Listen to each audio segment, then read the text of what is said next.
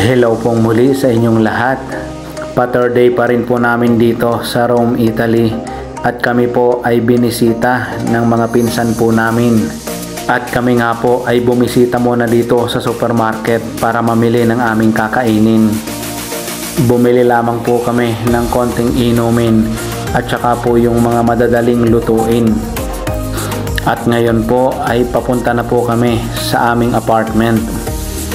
After po ng ilang minuto na paglalakad ay heto, nakabalik na po ulit kami dito sa apartment. At heto po si Ate Rain, kagigising lang, tamang-tama po at nakapagpahinga na rin siya. At ang dalawa namang kids ay nandito po sa kabilang kwarto, busy po sa kanilang pag-uupisina. Heto po at nag-uumpisa na po na magluto.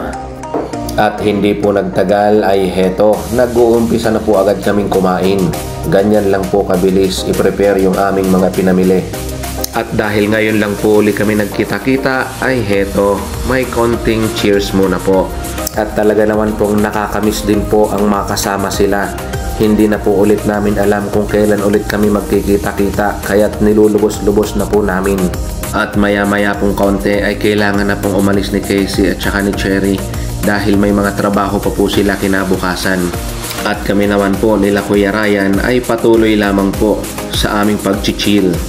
At maya-mayang kaunti po ay dumating din po ang ibang mga pinsan namin, sila Juliet at Mark. Kasama po nila ang kanilang mga kids. Nagpatuloy lang po kami sa aming kwentuhan at maya-mayang kaunti ay nagpaalam na rin po sila Kuya Ryan.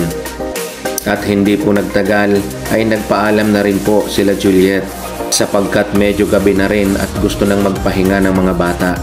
Nakakatuwa po at nakakamiss ang makasama sila.